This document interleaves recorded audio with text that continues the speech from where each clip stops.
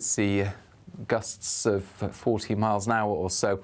But into the weekend, for many, it's a dry start with some sunshine around. Outbreaks of rain, though, will increasingly affect northwest Scotland. A nice bright morning will generate a lovely warm day, right through to the evening. Boxed Solar, sponsors of weather on GB News. The latest GB News travel. Good evening, I'm Johnny Ratner. The M65 in Lancashire is partly blocked eastbound from junction 9 to 10 heading towards Burnley. A lorry's on fire, causing lengthy queues on the approach past the scene. On the M62 in West Yorkshire, there are long westbound queues. The inside lane's shut from junction 30 to 29 towards the M1 after a car caught fire just west of the Lofthouse interchange. Heading away from London through Essex up the M11, one lane still closed just south of the M25 for a police investigation. On the M5 in Devon, two lanes are closed northbound junction 29 to 28 north of Exeter following an accident. The A13 is closed heading out of London at the Weddington interchange following a collision. Long queues back over the Canning Town flyover back through the Blackwall Tunnel. And London Overground trains are suspended Surrey Quays to New Cross following an earlier passenger incident at Wapping. That's the latest. You can stay up to date throughout the day by visiting our website gbnews.com. This is the final week to grab your chance to win a whopping £36,000 cash in the Great British Giveaway. That's like having £3,000 each month for an entire year. Extra cash in your bank account that you can do whatever you like with. Make sure you don't miss out. Get your entry in now. Just one entry could make you the winner. For another chance to win £36,000 in tax-free cash, text CASH to 63232. One entry costs £2 plus one standard network rate message, or text BONUS to 63232. 5 entries cost £5 plus one standard network rate message. You can enter online at gbnews.com/win. Entries start from just £2, or post your name and number to GB08 PO Box 8690 Derby DE1 9TT. UK only. Entrance must be 18 or over. Lines close 5 p.m. this Friday. Please check the closing time if listening or watching on demand. Good luck. Nightmare commute? Kick it up a gear with GB News Radio. You can listen online and on DAB+ and on the GB News app. We're also on TuneIn and the Radio Player apps. From the school run to rush hour, get revved up with GB News Radio. We are the People's Channel, Britain's news channel. Every Saturday, 10 till 12, we'll bring you all of the news that you need to know. We'll also remind you that there is so much to smile about. It's my favourite time of the week. I get to relax, enjoy some light-hearted stories, and let Ellie teach me about fashion too. That's Saturday Morning Live, every Saturday, 10 till 12. Only on GB News, Britain's news channel. Join me, Nana Akweer, for an informative, interactive news programme with a difference. It's fun. No, he didn't say that, Dave. I'm so surprised. I think there's an element of truth to that. Join me from 3 p.m. every weekend, only on GB News, Britain's news channel.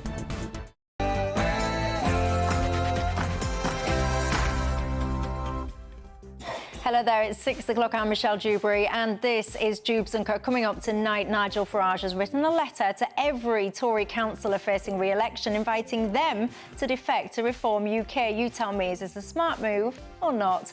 And Kamala Harris reckons that Donald Trump is a fascist who wants to have similarities to Hitler. I mean, really? Really? You tell me.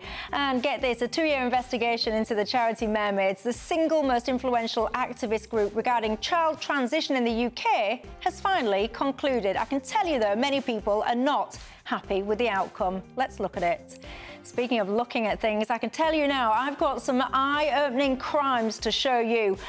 There's scenes now, thieves brazenly helping themselves to parcels from a delivery van in broad daylight. What on earth's going on? I can tell you, they probably know that they'll get away with such antics. Meanwhile, though, 2 lads found out the hard way not to mess around when a farmer taught them a lesson that they will never forget. But I'll tell you now, it was the farmer that ended up being the one arrested. Lots to discuss.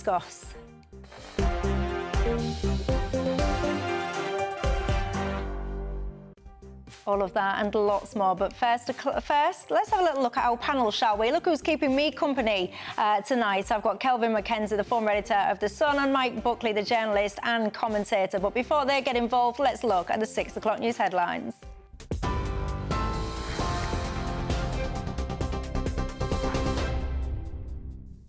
Good evening, I'm Sophia Wensler with your headlines from the GB Newsroom.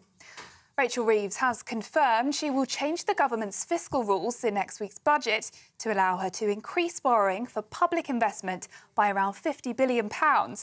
Speaking to media outlets today, the Chancellor said her fiscal rules would ensure that debt fell during the course of this Parliament. But Shadow Chancellor Jeremy Hunt warned that Rachel Reeves' actions could push up mortgage costs. Britain's borrowing costs rose today in anticipation of Ms Reeves' decision to rewrite the UK's debt rules, with the spread between British and German borrowing costs now at its highest in over a year. The UK apologising for its role in the slave trade is not on the agenda, according to Number 10, as the row engulfing the Commonwealth Summit continues. Sir Keir Starmer remains clear that we should be facing forward amid mounting pressure from Caribbean nations. Shadow Commons leader Chris Philp says it's wrong to ask for money for very serious sins committed hundreds of years ago. However, the Bahamas foreign minister says justice is about more than money.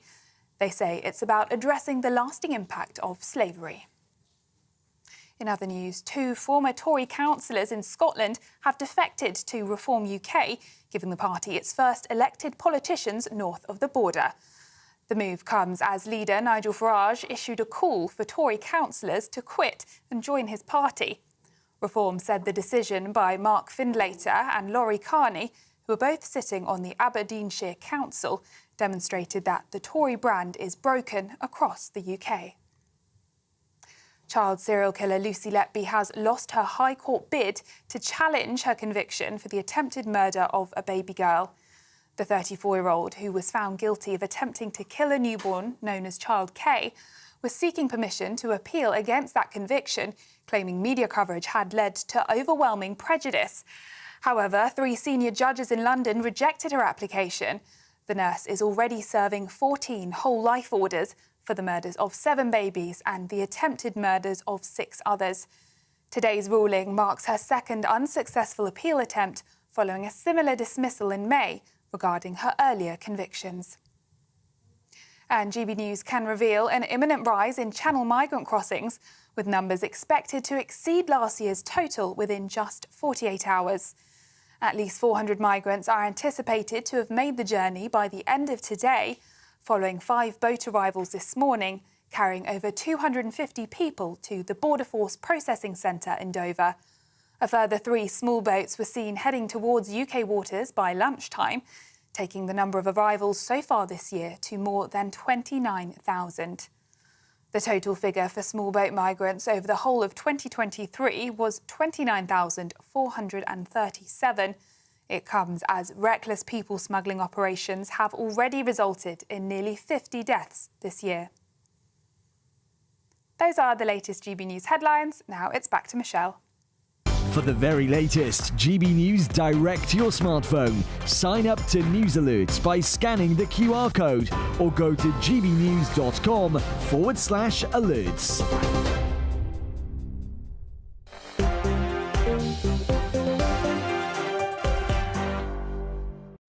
Thank you very much for that. My name is Michelle Dewberry and I'm with you until 7 o'clock this evening. Alongside me, I've got Kelvin McKenzie, the former editor of The Sun, and Mike Buckley, the journalist and commentator. Good evening, chaps, to both of you. And you know the drill, don't you? It's not just about us 3. It is about you guys at home as well. There's so much we need to discuss tonight, ladies and gents. I'm smiling because I know that some of you will have very strong opinions on this topic that I'm going to come to towards the end of the show. Did you see this picture? Long story short, a question for you tonight is if somebody was on your property trespassing, what would you do? One farmer, I'll describe it if you're listening on the radio, one farmer, this in Lancashire, decided he'd caught 2 people apparently trespassing. He decided, I'm not having any of that. So he got hold of them and he, quote, hog-tied them to his quad bike and whizzed them over to the police station. He, though, everyone, ended up getting arrested for assault and false imprisonment. He then got bailed. So I want you to consider that picture. Also, as well, I'll show you some other footage of some other crimes going on. And I want to know, how far would you go to protect your property? We'll discuss that before the end of the programme. But for now, look, you can get in touch with me all the usual ways. Email me gbviews@gbnews.com. Go to the website /yoursay, and you can reach me there, or you can tweet or X me. I also want to do a very quick shout out to anyone who's listening to us on the radio today, because we've got our listening figures and they are fabulous. So we really do appreciate all of you. And if you want to go out tonight, you can still go out and you can take us with you. What a treat for your earlobes. Look, why are you laughing, Kelvin? The idea of going out on a date and suddenly getting out the radio and saying, I must listen to Nigel Farage or Michelle or Patrick. It could be the ultimate aphrodisiac, listening to you. They might want to go on the date and they think, how can we...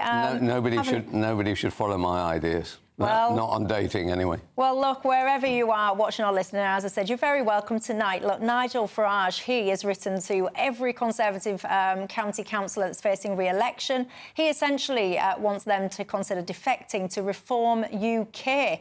I've got to say, this is all about the new elections in May next year, and he's highlighted the apparent risks, his word, that could happen to them. Essentially, that he reckons that they would lose their job. He reckons that the Tory brand is a done and bust, really. I've got to say, as you heard in the headlines there, a couple of councillors have already defected to Reform UK. So what do you think to this strategy, Kelvin? First of all, the Tory leadership is going to change.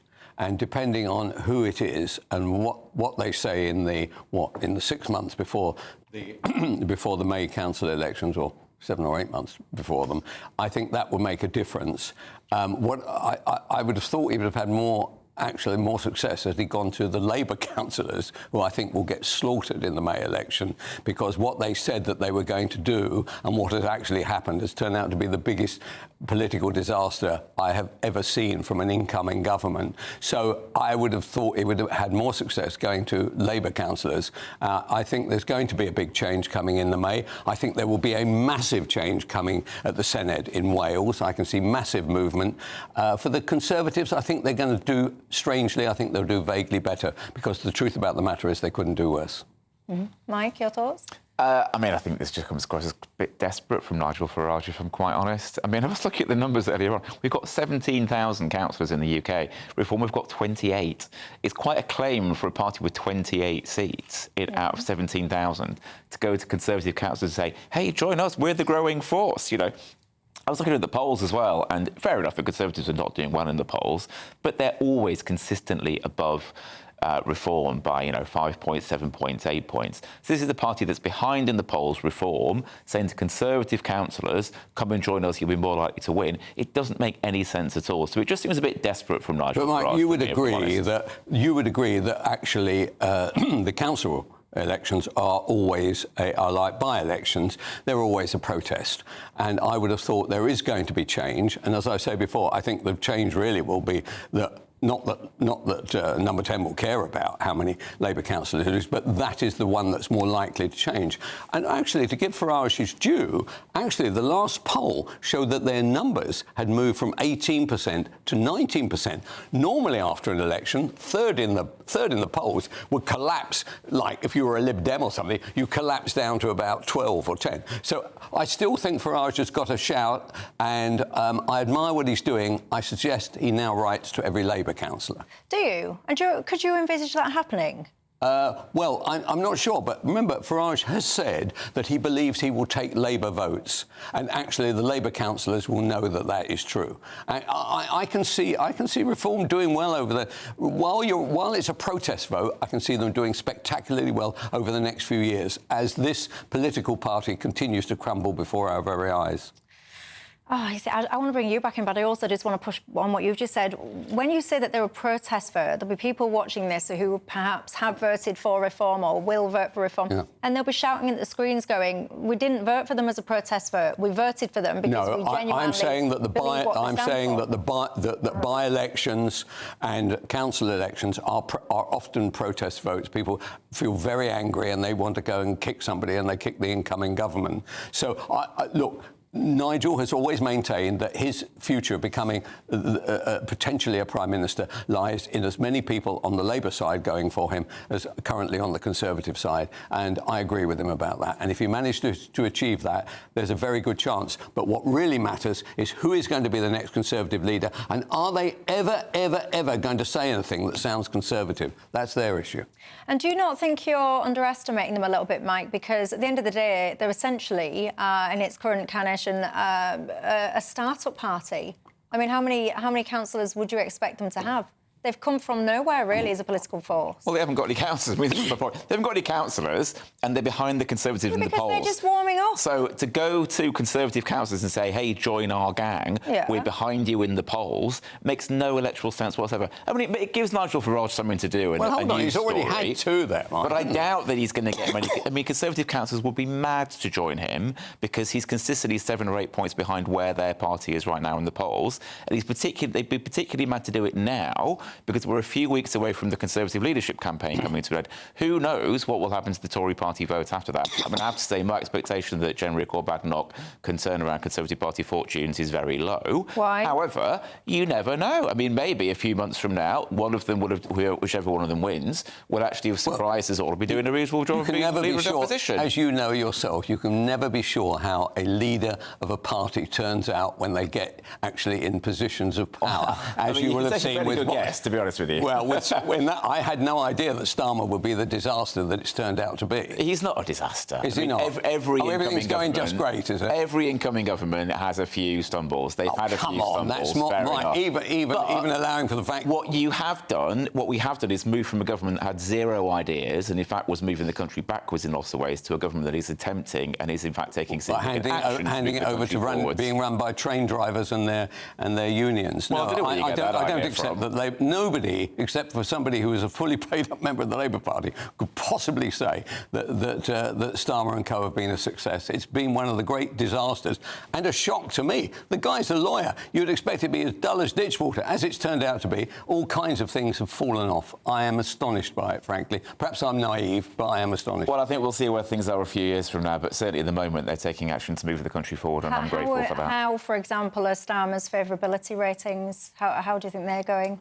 They're not great. I mean, it would be foolish to suggest otherwise. But every incoming, pretty much, apart from Tony Blair, pretty much every incoming Prime Minister sees their approval ratings fall. Because when you're campaigning to get into power, people, you can sort of promise the earth. And actually, I think they did a fairly good job of not promising the earth. When you get in, you have to make decisions, which means some people are going to be happy with you, some people are going to be unhappy. Because everyone's got an idea of what they want a new government to be. When the government comes in and they actually start making decisions, some people go, this is brilliant, this is what I want. Other people go, I thought you were going to be somebody else. This is just standard electoral politics. I got the impression, to be honest, that their major decision was which night of the week they were going to the Taylor Swift concert. And, the idea that actually if you took the cabinet out of most Taylor Swift concerts, there'd be nobody there. Slight exaggeration. All right. I get your point. OK. Tabloid exaggeration. David says he thinks that the Conservatives party is up. Lizzie said there's nothing desperate about Nigel Farage. Watch this space, everybody. Do you have a different view? I suspect some of you might do. Get in touch and let me know your thoughts after the break. Kamala Harris, get this, she basically representing comments that says that Donald Trump somehow wants to be akin on some level to Adolf Hitler. I mean, really? Really? What do you think to this? Is he a fascist? Honestly? Your thoughts. See you in 2.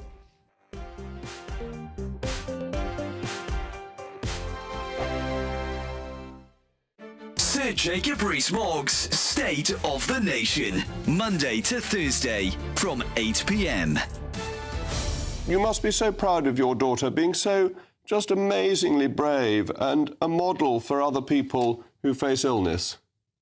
I think we're proud of her all day, every day, and always have been. Liz has always given her all to anything she put her mind to, whether that was studying for her GCSE exams at school or whether it's been her photography and battling cancer. Liz never does anything by half, and we are so incredibly proud of her each and every day.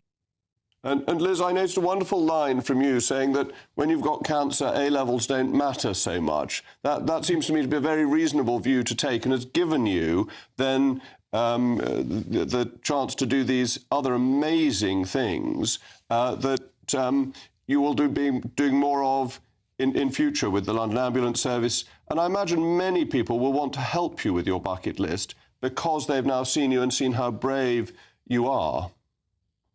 Yeah, I mean, hopefully we've already been overwhelmed by the responses and the support by so many people. I think when my mum originally posted the list, it received like 4,000 replies. It was insane, and still there's more. So from the bottom of our hearts, and especially mine, we just want to say thank you, because there's nothing that forces anyone to get in touch and say, hey, I have something you can do, pop over and do this or that, or it's just out of the generosity of their hearts. So thank you. GB News, the People's Channel. Weekdays on GB News. Wake up to breakfast every day from 6 a.m. Followed by Britain's newsroom at 9:30. At noon, it's Good Afternoon Britain. Followed by Martin Daubney from 3 p.m. Only on GB News, the People's Channel, Britain's news channel. Every Saturday, 10 till 12, we'll bring you all of the news that you need to know. We'll also remind you that there is so much to smile about. It's my favourite time of the week. I get to relax, enjoy some light-hearted stories, and let Ellie teach me about fashion too. That's Saturday Morning Live, every Saturday, 10 till 12. Only on GB News, Britain's news channel. We're proud to be GB News, the People's Channel, and as you know, we always love to hear your views. Now, there's a new way of getting in touch with us at gbnews.com/your say. By commenting, you can be part of a live conversation and join our GB News community. You can even talk to me, Bev Turner, or any of the members of the GB News family.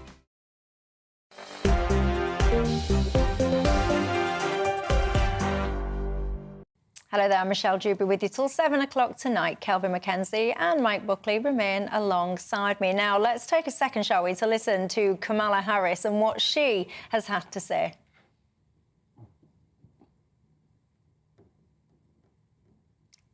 So yesterday we learned that Donald Trump's former chief of staff, John Kelly, a retired four-star general, confirmed that while Donald Trump was president, he said he wanted generals like Adolf Hitler had.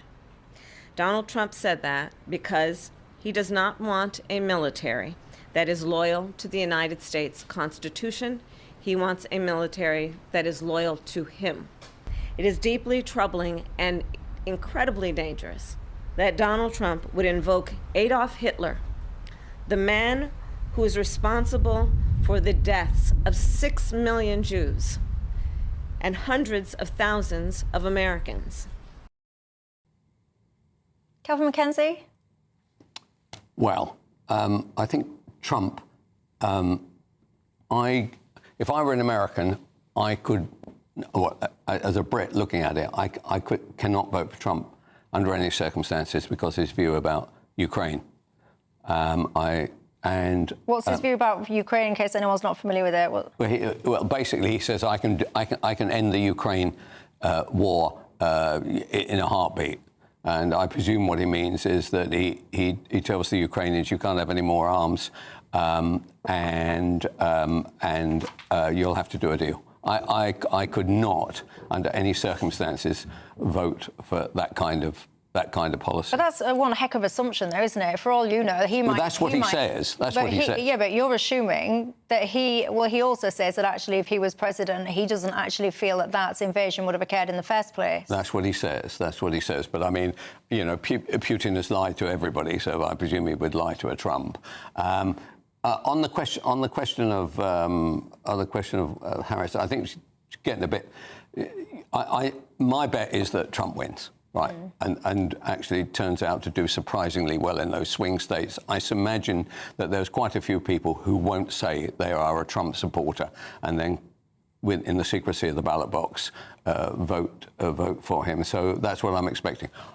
I have friends who live in the South right, but this whole point, though, of trying to almost kind of connect him, if you would like, to Adolf Hitler. Yeah, I mean, demonising him beyond what is reasonable, I think is the sign that she's losing the beating heart of America, and she's trying to be desperate, and it won't work. And although she did well at the beginning, i.e. she wasn't Biden, that's the reason she did well in the polls, I now see it slipping away from her, and I expect her to be defeated. Mike, what do you think? Well, I think in terms of saying that Trump is like Hitler, I mean, I don't think anybody expects Trump to come in and kill 6 million Jews or 6 million of anybody else, you know, in the world. But in terms of the things that he has said, I mean, he has said things like, the thing on Ukraine, for example. He has also said that if people vote him in this time, there won't be any more elections, which is effectively him saying, I will become a dictator and there's nothing you can do about it. That is not a normal thing to say, and that is certainly moving in the direction of fascism, or certainly away from democracy. He has promised the death penalty for a gentleman, I forget his name, who was a former supporter, I think a former aide in his team when he was last in power, and he said that now that person has turned against him, he's going to have him killed. He's promised mass deportations. These are not normal democratic, these are not even normal right-wing things to do. These are obviously deeply strange, and maybe to call them fascistic is too much, but certainly to call them demagogic or, like a dictatorship is not going too far. So I think it's reasonable that Kamala Harris says what she's said. Whether it's going to get any votes or not, I don't know. And in terms of what's going to happen in the election, I mean, nobody knows. I mean, I can't go into detail because it's all embargoed for another week, but I wasn't at an event this morning when they were going through, a deep dive on some of the data, and it was looking much more promising for Harris than the headline polls would suggest. So I'm currently feeling quite hopeful and got my fingers crossed for Kamala Harris, because, of course, I want her to win. What concerns me about Trump is that he won't be standing for election again if he wins. No. And that's what concerns me. There will be no barriers to say, actually, don't do that because you will suffer at the polls, or your party will suffer at the polls. Not that he gives a damn about the Republican Party. And that is what concerns me. So, and it concerned me before when he was when he was coming up to when he got defeated before, and it concerns me now even more so. He's older, and I worry for him. I'm not saying that some of his ideas I'd like to see him deal with the migration issue in America, probably as most of America would like to do. But I'm just concerned about the price that America will pay if he comes to power. But wasn't I mean, many people would argue that actually when he was in power last time, that actually in terms of conflicts popping up and breaking out and all the rest of it, many people would argue in some cases the world was a safer place. Well, it was at that time. There was no Middle East, and actually he did through the Abraham Accord, actually did some very good work. There's no doubt about that. Whether he could impose his will on the Middle East right now, that would be fantastic. I should imagine Iran would be absolutely spending a lot of time in the lavatory right now at the thought of Trump coming in, because he would be massively hostile and would signal to Israel, go for your life. I mean, they could say goodbye to their nuclear reactors in a heartbeat if Trump came in. So there will be good things. I just do not like his attitude towards Ukraine. I find it impossible to live. But that's because you're assuming, if you don't mind my saying, that you're assuming what his attitude is. You're assuming that the way he would stop that. I mean, it's fairly everybody understands what his attitude is. I mean, Trump is an admirer of Vladimir Putin. He's made that clear over many, many years, and he's made it very clear that he cares nothing for the future of Ukraine and nothing for Ukrainian democracy, and nothing for European security. He's not here to defend himself. No, he's not. But he has made his position very clear over a long period of time. He's not high-fiving the invasion of sovereign nations. I think when he said that is exactly what he's doing. Things, wasn't it more about communication styles and things like that? And when he says that he wants to stop the war in Ukraine, many people, even in this country, by the way, Nigel Farage says the same thing. Actually. Yes, because people are sick and tired of goodness knows how many billions of pounds being poured into conflicts with no real end, no real objectives at the end end of them, and no one even actually focusing on peace and drawing things to a conclusion in any way, shape, or form. The objective in Ukraine is to save Ukraine, but is also to save Western Europe and European democracy. It's for all of us. What do you disagree with? I disagree with the idea that nobody is ever talking about peace. Well, who is that? They talk about peace. The truth about the matter is that Putin is not talking about peace, right? And the Ukrainians do not want to talk about peace while they're having missiles fired at hospitals and God knows what else happening to their nation. They want to fight for their borders. We gave up Crimea. Everybody just said, "Oh, Crimea, you take it." Putin then saw that and said, "Oh, really? Crimea, just Crimea. We'll do the rest of you as well." If we'd acted against Putin then, we wouldn't be here now. I can hear you. I can hear some of you. You're shouting your support for Donald Trump. Yep. This whole notion, though, of comparing people to Hitler, I need to go to break in a sec, but this whole notion of comparing people to Hitler when actually what you mean is I disagree with their policy positions, I find it so pathetic. Well, I'm sorry, when somebody has said that they promised the death penalty locker to somebody who's spoken against him and they've committed no other crime, that is not normal behaviour. I don't even know the case that you're referring to. I can't remember the guy's name. There's somebody who worked for Trump when he was last in power who's now come against him. Donald Trump has said, I will use the death penalty to get rid of you if I get back in. And he's promised mass deportations of people, including American citizens. That sounds like a solid thought-through policy that you're putting there. I don't know the case that you're referring to, but he's going for election and saying, I'm going to kill somebody just because I don't like them. I know, but right, Mike, this level, if you believe that, then you must be about 12. Because you seriously don't believe that someone is going to have a serious policy where they're going to turn around and say, you there, I am going to execute you using the death penalty purely because I don't like you, and then that's what's going to happen. I mean, come on now, let's be...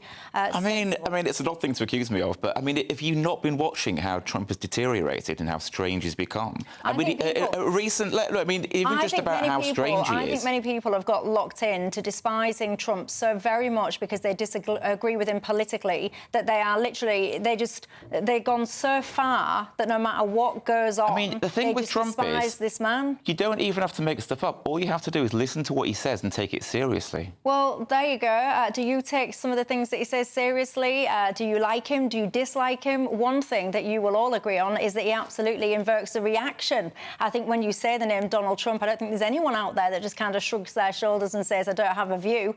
But what is your view? Get in touch and tell me your thoughts. So much we need to discuss after the break. Some of the crimes that have been going on, you won't believe your eyes. I also want to talk to you about Mermaids, a very influential activist group / charity in this country.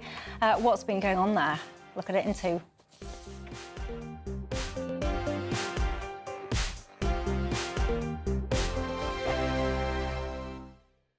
Hi there, welcome to the latest update from the Met Office for GB News. We've seen cloud progressively build in the west all day, and that cloud will bring heavy rain overnight.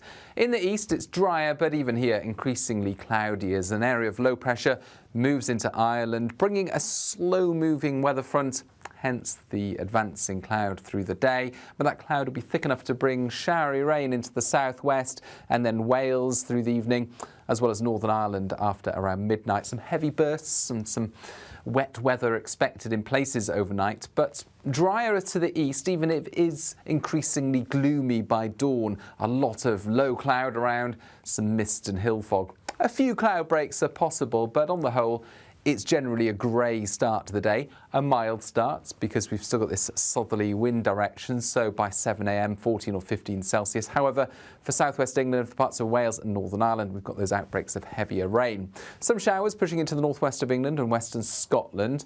Drier to the east, but a lot of cloud. Just a few breaks possible there for the northeast of Scotland. Otherwise, for many, well, it is a overcast start to Friday morning and doesn't brighten up much through the morning either, except for the southwest where we do get some breaks in the cloud returning by the afternoon, albeit with an increasing breeze and some showers. Meanwhile, cloud and rain slowly moves into the Midlands and the southeast. Some heavy bursts, but generally it fizzles out. It's another mild day, but it's not quite as mild as Thursday.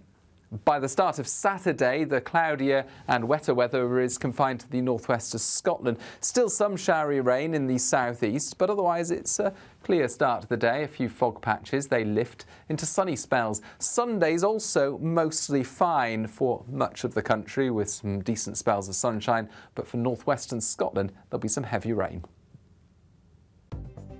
The latest GB News travel. Good evening, I'm Johnny Ratner. Still seeing long queues up in West Yorkshire on the M62. The inside lane on that 4-lane stretch blocked westbound from junction 30 to 29 towards the M1 after a car caught fire just west of the Lofthouse interchange. On the M11 heading north away from London through Essex, the inside lane's blocked off from junction 5 to 6 just south of the M25. A police investigation is underway. Heading out of London, the A13 is closed at the Wellington interchange just before the M25 following an accident. Long queues back over the Canning Town flyover through the Blackwall Tunnel and routes through Dagenham and Rainham are very congested. On the M2 in Kent, the westbound exit shut at junction 2 at Strood for emergency bridge repairs, and there are long queues heading anti-clockwise through the Dartford tunnels towards Essex. And on the M5 in Devon, queues northbound 29 to 28 north of Exeter following a collision that's now on the hard shoulder. That's the latest. You can stay up to date throughout the day by visiting our website gbnews.com.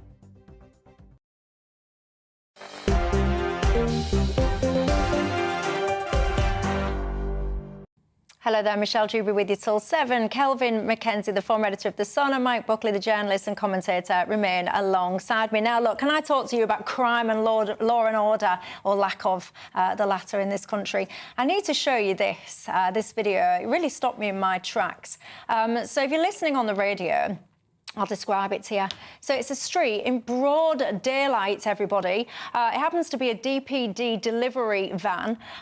Some driver is in their car and they're filming the goings-on. And you've essentially got this car that's pulled up alongside this van. And they are just a group of guys have jumped out, helping themselves to whatever it is that they can get their grubby little mitts on and load up their getaway car with. The driver just stands there looking on. I mean, he doesn't really know what to do. The person filming it tries tooting their horns. No one cares. These people don't care. They're just trying to get as much as they can because they probably think that they will get away with it. Which leads me nicely to another story, similar vein, if you like, that caught my eye, because take a look at this picture as well.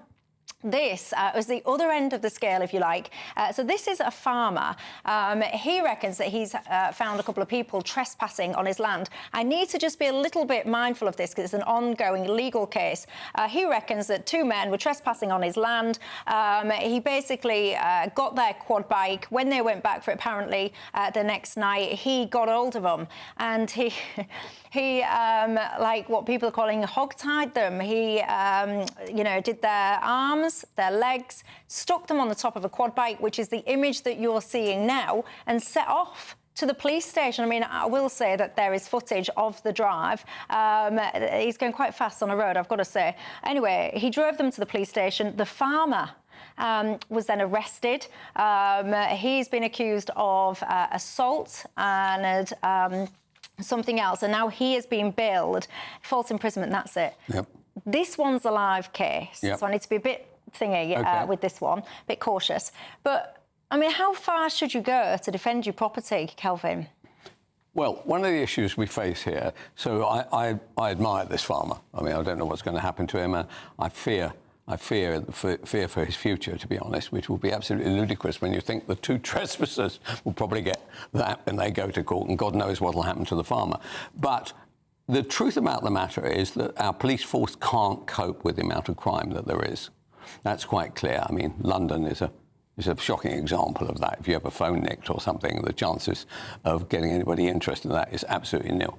So if that's not the case, if we can't either afford or we haven't got, for instance, as far as Labour are concerned, any particular interest in law and order, then what are you going to do? You are going to have a vigilante force. Now, there's another story running around today in Gerrards Cross where a whole load of cars have been nicked. So they have hired private security forces. And that I could see as the great investment, if any of your viewers are thinking of backing a startup, invest in private security, because that will be the explosion that goes forward. You cannot rely on the police to cover every single aspect of crime that exists today. So to me, I give a massive thumbs up to that farmer, and I wish him well. And I honestly hope that others are like it. I went into a Boots today, and I said to them, "Why are all your shelves so empty?" And the lady there, the manager lady there, said, "Well, the reason for that is not that we're destocking or we can't afford to fill up these shelves. It's because when we put them on there, what happens is people just come in and they just thieve them. And those thieves know that their chances of being arrested are nil, and the chances of getting away with it are enormous, and people have now taken crime as an essential part of filling up their families' bathrooms. Well, it is disgraceful. Shoplifting apparently is at a 20-year high as well, according to some figures that came out today. Mike, what do you make to it all? Well, I mean, I have no, good feelings towards this farmer, unlike you, which probably won't surprise you. I mean, the way he's behaved is appalling. I mean, genuinely appalling. The way he's accused of behaving. Assuming what he's accused of is what's happened, although he seems to have admitted it quite happily to the police when he went out of the police station. But anyway, we'll let this take its course. But assuming that he has done what he's accused of doing, the story is that I think one of these two young men, 17 and 20, one of them had been riding his electric bike on this person, the farmer's land, which, I mean, granted, he shouldn't have done. But anyway, he did. And then the gate was locked, so he couldn't get out. So he had to leave his bike, went back the next day, the bike wasn't there. While they were there trying to get the bike, the farmer turns up, ties him up, puts him on the quad bike. I mean, this is appalling behaviour for anybody, but particularly for these young men who were obviously terrified of what was going on with them. And they weren't even doing anything particular other than just looking to get their bike back. So genuinely quite odd behaviour. Mike, are you genuinely appalled? Clearly against the law on behalf of the farmer. You can't just grab two people and tie them up and stick them on a quad bike. I mean, that's utterly ludicrous. If that happened to any of us, we'd be spitting feathers, as you could probably imagine. You would not be. You live in Hackney. You would not be walking on other people's land, would you? It'd be a very dangerous thing to do in Hackney. No, but if I was 17 years old, maybe I would, because that's the kind of thing you do when you're 17 years old and you think it's fine. I bet my bottom dollar, these two 17-year-olds that you're seeing here, I bet my bottom dollar they'll think more carefully going forward about where they are accused. I've got to be careful, everyone. We have a legal structure in this country that does not involve individuals tying other people up and putting them on quad bikes and driving them through town. No. And that is a good thing, because if that was normal behaviour, none of us would walk the streets at night. It would be terrible. Mike, have you ever been a victim It's quite dangerous to walk the streets, even in Hackney. I have been a victim of crime a number of times.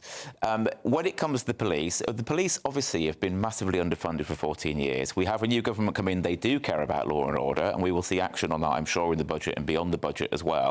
Part of the thing that needs to happen is we need more funding going to the police. Clearly there are problems with the police, perhaps particularly in London. Obviously there have been terrible stories about the Met in the last few years.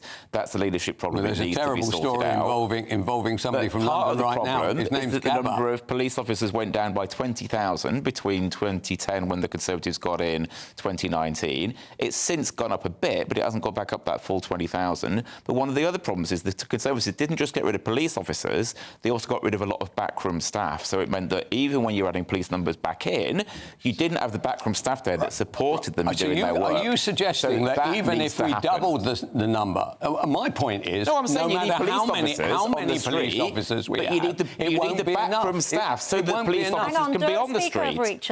I'm just saying, you need the police officers on the street. To enable that, you need the backroom staff who can do the office job, so the police officers can be out and about stopping crime. Do you know what I feel that there's a sense of? I talk to you guys every day. It's a privilege to do so. There's a real sense in this country at the moment that too much of the sympathies in this country lay with the perpetrators of crime, and not enough sympathies in this country lay with the victims. So we're always very fast to talk about the human rights of whether it's prisoners or whatever. But actually, people in this country should have a human right to go about their business, to maintain a business, a home, a property, whatever it is, without having this risk of constantly having their stuff nicked, having their property damaged, having themselves, their persons assaulted, and actually feeling that when any of the above happened, that there will be a reasonable response when it comes to law and order, and the person, the perpetrator, being caught and punished. People don't have that sense anymore. When you're burgled or whatever, you go through this whole process of ringing up the police to get a crime number for your insurance. The only thing you really achieve there is your insurance premiums go sky high. People don't investigate things like burglary and stuff like that anymore. Bike theft, forget about it.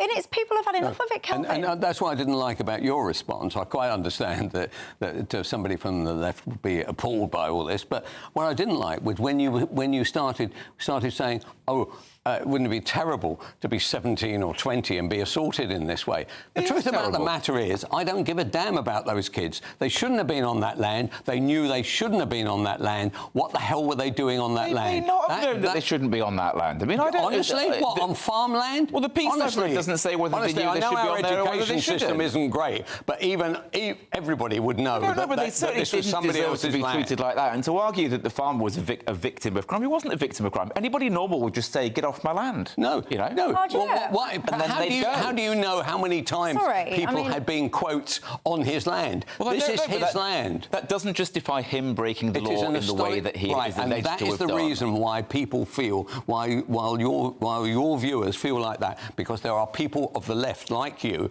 who actually are always more worried about the kids, right, rather than worried about the farmer. Honestly, I mean, he should clearly know better than to behave in that manner, and I suspect he'll learn his lesson. Some people will think that you're living in a cloud cuckoo land, because if you're suggesting... That's fine. But if you're suggesting... He lives in Hackney. But if you're suggesting that, and I'm deliberately making it not about this case, but if you're suggesting that wrong-uns who decide to torment a neighbourhood and all the rest of it, they're in and out your property, they're creating mayhem, mischief and all that, if you're honestly suggesting that you open your door and go, hi guys, can you stop doing that? And they go, yeah, OK then, cheers mate, and off they jog. Life is not like that. I mean, I don't know why people get pushed to the end of their tether. Why do you think that's what I'm saying? That's clearly not what I'm saying. You just said if these people were on their land, you could have asked them to get off and they would have done. These two young men were walking on a field trying to find a bike. They weren't causing anybody any harm. According to the information that I have, they were not causing mayhem. Why couldn't they find their bike? I don't know. Somebody had moved it. Presumably, the farmer had moved it, which counts as theft, which is another reason why he would be in the wrong, if that's what happened. I'm sure it can't be theft on your own property. That would be ridiculous. Because it's not his bike. No, but the bottom line is you have no sympathy for the farmer and every sympathy for these kids. I don't have any sympathy for the farmer. On that basis, by the way. All he had to do was say... Law and order under Labour. If you are representing law and order under Labour, I'm not representing law and order under Labour, clearly. Right, quickly then, because we need to go to break. What did he need to do? Tell everyone, when you've got, if you're someone who has repeat trespassers on your land, you tell them what is it they need to do. Why are you assuming he's had repeat... I'm not talking about this farmer, I'm talking life in general. So when somebody has trespassers or people making a menace of their homes or whatever, their neighbourhoods, you tell these people what do they need to do. Well, in another instance, with a hypothetical farmer, I would advise said farmer to tell the people to get off the land and to tell them that they are trespassing. If it becomes an ongoing problem, then maybe they should increase their security arrangements, or maybe they should call the police. I want to move into your land because it sounds your world. Yeah, sounds absolutely wonderful. You're really welcome. You're really welcome in my back garden anytime you like. I want to come and live in your world. I would extend that invitation right now. I'm going to send that farmer around there. Well, yeah. I mean, what a wonderful world it would be if all of these people that are doing wrong, you just merely open your window and say, guys, do you mind? I mean, last thought on this, I'm genuinely staggered that you're sitting there saying, yeah, it's fine for somebody to just tie up teenagers and chuck them on the back of a quad bike. I find that deeply strange. Let me tell you something now, right? If my teenager came home and said, Mum, some fella has hog-tied me and driven me around the streets on his quad bike, my first reaction would not be, oh my God, let me track that fella down. My first reaction would be, what on earth have you been doing to have put yourself in that situation? My child would be in an awful lot of bother when I found out that he had been trespassing. That's what would happen in my household, I can tell you that. Well, given my kids only I am not here to comment on your parenting choices. I can tell you this society could do with a lot more parents like me, I can tell you that for free. But anyway, look, after the break, we'll talk about kids, shall we? There's a charity, Mermaids. Do you know of them? You will do in a minute. I'll see you in 2.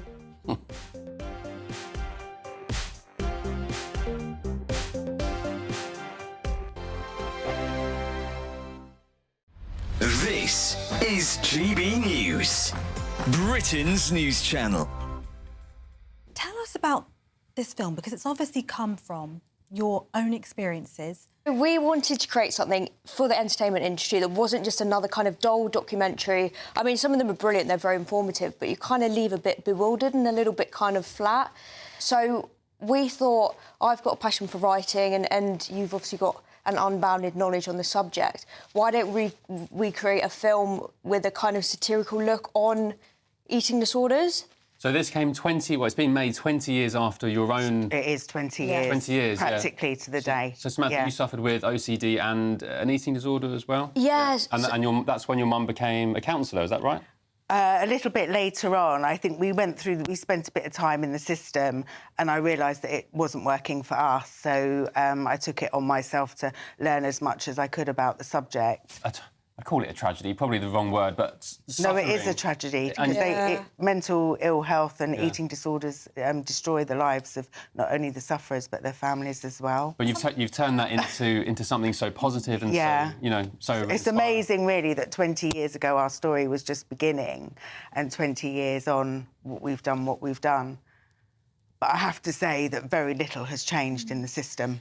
I've heard that. And I think that's what we're passionate about. Yeah, so... that was why we wanted to... I mean, I work with families every day and I see the destruction that eating disorders and other mental illnesses not just bring to the sufferer, but the whole family. Yeah. And I think that's what really passions me, because obviously 20 years ago we were there.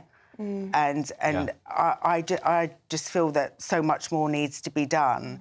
And I think with eating disorders, there is still a lot of misunderstanding around the subject. GB News, the People's Channel. Why go out on a Friday night when Friday night comes straight to your home? Talking about? Join me and my A-team of top pundits. Chemistry tonight is electric. As we tackle the big stories of the day with wit, insight and fearless energy. Man of the people. It's all vibe. Just a filing cabinet on wheels with a tie on. So, order in Friday Night Live with me, Mark Dolan, every Friday at 8, only on GB News, the People's Channel, Britain's news channel. Budget Day on GB News on Wednesday. Stay with us all day for the most anxiously anticipated budget in a generation. Morning through to evening, we'll be here with insight and analysis, crunching the numbers as we work out the cost to the country and, most importantly, to you. Because the Chancellor has a bill to pay. The question is... who's going to pay it? Budget Day all day Wednesday on GB News. The People's Channel, Britain's news channel.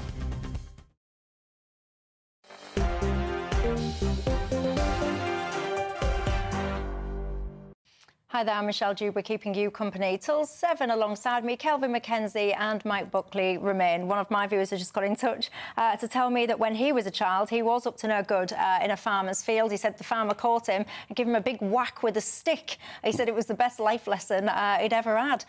He did tell me that he got a massive bruise at the end of it. Look, lots of people as well saying, what happened to the concept of citizen's arrest? Well, the farmer in question actually did, in his mind anyway, perform a citizen's arrest. Lots of you as well pointing out that DPD driver, that ultimately these people was robbing that van. It would have been insured, some people are saying, and hence the driver just stood there and watched on. That conversation about how much you do get involved will rumble on, won't it, when it comes to criminals. But look, there's a charity that I want to talk to you about. You might be aware of this, Mermaids. It gets a lot of controversy, I can tell you. It's been under investigation by the Charity Commission for 2 years. Charity Commission reported back on its findings today. Just to give you some context, these people is a heavily influential activist group and charity when it comes to, they would say, supporting children with their gender ideology and transition. The Charity Commission today did rule that actually the charity had been mismanaged. There were some other allegations that they didn't uphold. They reckon the charity had been accused of giving medical advice. The Commission reckoned they couldn't find any evidence of that. I don't know where they were looking there, because there seems to be a fair amount of that evidence, some people would argue. But anyway, what do you think to this? Well, there were two things that shocked me about it. Well, perhaps three. One that they got a clean bill of health from the Charity Commission, which that shocked me, in the light of two other things. One was that the chest binding took place without the parents knowing. Now, they were sending these chest binders out to young kids. Yes, without the parents being alerted to this. How can this happen? This is a sophisticated charity. I think it takes something like $2.5 million a year in mainly public money. There's government money involved as well, right? How could they believe that was correct, not to tell the parents, right? So that was part of the management issue. The other one that really struck me was one of the trustees, and had been a trustee of the charity for something like over a decade, I think about 12 years, right, had actually been going around saying that paedophiles should be left in peace, basically allowed to get on with their lives. Well, there was one trustee that attended a conference, and part of this conference was basically saying that paedophiles should have the right to live, and I'm quoting directly, in truth and dignity. Yeah. They also had a digital engagement officer, by the way, who used to dress as a schoolgirl and post pictures of his own genitals. Read into that what you will. Mike Buckley, your thoughts? Well, I mean, I think we need to be a bit careful here because there have been lots of accusations made against this charity, and the Charity Commission has looked into this for 2 years and has decided that there's no evidence on, to support most of the things that they've been accused of. No, not the chest binding. The charity itself said that was wrong, and they stopped it. Yes, exactly. So and the paedophile, the guy who acted, said this strange thing about paedophilia. He stood down after the spotlight of publicity came on the charity. Yes, and the Charity Commission did say that person should never have been appointed a trustee. It does appear, and I think the charity has admitted that they grew rapidly between 2016 and 2023 and struggled with that period of growth and kind of managing, the increased budget and staffing and all of that. But it does, based on what the Charity Commission have said, most of the things the charity was accused of, they said, well, look, there's no evidence of this. This charity is basically fine, just struggled a bit with growing quickly. So I think let's not spend this time laying into mermaids when the Charity Commission have basically said, well, look, they're fine. In terms of... A lot of people dispute this, by the way. There's a huge amount of people dispute this and actually would say that they should never have just got essentially a slap on the wrist. They should have been closed down. J.K. Rowling, for example, she did a tweet and she was saying, I can get it up for you actually, it's too soon to tell whether sanity is returning, read the protection of vulnerable minors in the UK, but the reining in of mermaids, which I believe to be one of the most dangerous organisations ever to receive celebrity, corporate and government backing, is a bleep good start. I don't know if I can read that word at tea time, but... Well, indeed. Well, obviously, I haven't seen the evidence that the Charity Commission has seen, so I can't come to a different judgment to the one that they came to. However, I think, personally, I have been concerned, as I'm sure many people, and I know many others who have as well, about just how young people, teenagers in particular, have been treated as they've been questioning their gender identity and wondering whether they're trans and so on, and have had access to drugs that have delayed puberty, and have had access to breast binders, as we've been talking about. And I think the CAS review happened last year.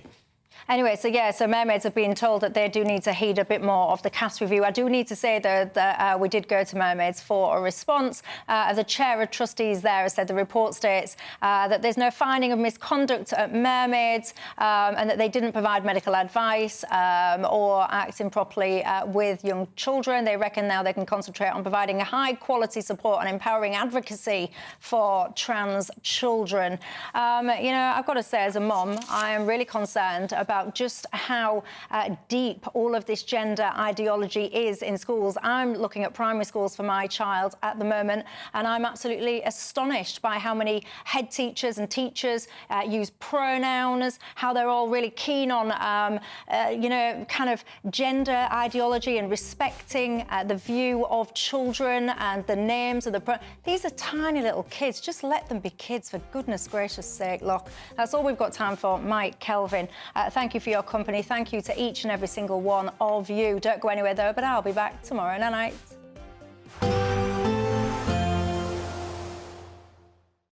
We'll see a cold snap, which will quickly develop into a warm front. Boxed Boiler Repairs, sponsors of weather on GB News. Hi there, welcome to the latest update from the Met Office for GB News. We've seen cloud progressively build in the west all day, and that cloud will bring heavy rain overnight.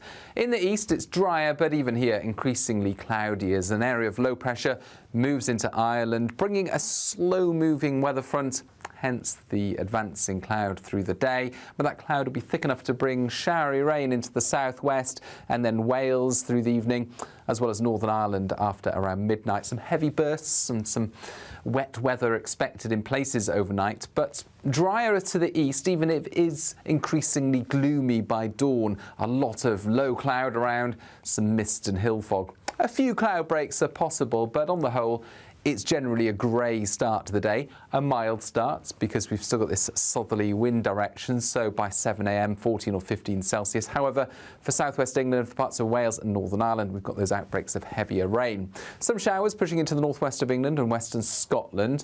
Drier to the east, but a lot of cloud. Just a few breaks possible there for the northeast of Scotland.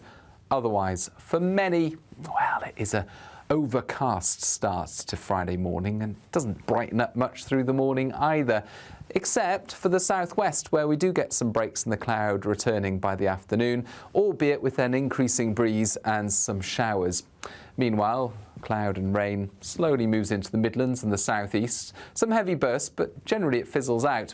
It's another mild day, but it's not quite as mild as Thursday. By the start of Saturday, the cloudier and wetter weather is confined to the northwest of Scotland. Still some showery rain in the southeast, but otherwise it's a clear start to the day. A few fog patches, they lift into sunny spells. Sunday's also mostly fine for much of the country with some decent spells of sunshine, but for northwestern Scotland there'll be some heavy rain. A nice bright morning will generate a lovely warm day, right through to the evening. Boxed Solar, sponsors of weather on GB News. The latest GB News travel. Good evening, I'm Johnny Ratner. Big problems in West Yorkshire to the south of Pontefract. The A628 has been shut between Hunt Hill and High Aqua for the scene of an accident. Meanwhile, in Greater Manchester, the M56 is partly blocked eastbound the Junction 5 at the Manchester Airport turnoff. Of course, an obstruction is being dealt with by emergency services currently on the carriageway. On the Hertfordshire stretch of the M25, the clockwise exit partly blocked at Junction 23 at the A1M at the scene of an accident. The A13 is closed heading out of London at the Weddington interchange following a collision. Long queues back through East London over the Canning Town flyover, through the Blackwall Tunnel and around Dagenham and Rainham, really slow tonight. And in Dorset to the southwest of Blandford Forum, the A354 has been closed for Winterbourne Whitechurch, where a lorry has overturned. That's the latest. You can stay up to date throughout the day by visiting our website gbnews.com. This is the final week to grab your chance to win £36,000 cash in the Great British Giveaway, and you really could be next. Hi, I'm Angela from Wigan and I won £30,000. Winning the money enabled me to treat my children, which I've not been able to do for a while. And if I can win, anyone can win. For another chance to win £36,000 in tax-free cash, text cash to 63232. One entry costs £2 plus one standard network rate message, or text bonus to 63232. 5 entries cost £5 plus one standard network rate message. You can enter online at gbnews.com/win. Entries start from just £2, or post your name and number to GB08 PO Box 8690 Derby DE1 9TT. UK only. Entrance must be 18 or over. Lines close 5 p.m. this Friday. Please check the closing time if listening or watching on demand. Good luck. Good Afternoon Britain isn't just about us. The wonderful thing about this programme is it's about everyone watching. It's an interactive programme. Well, there absolutely is something to see here, and we're going to be talking about it more. Whether it's breaking royal news, Will, please bring us up to date, or indeed a particularly punchy speech in the House of Commons. Very, very curious. We bring it to you live, and then we bring you live reaction as well. That's Good Afternoon Britain, weekdays from midday. Only on GB News, the People's Channel, Britain's news channel. Mark Dolan tonight is your weekend dose of news, debate and entertainment. This sounds like a wild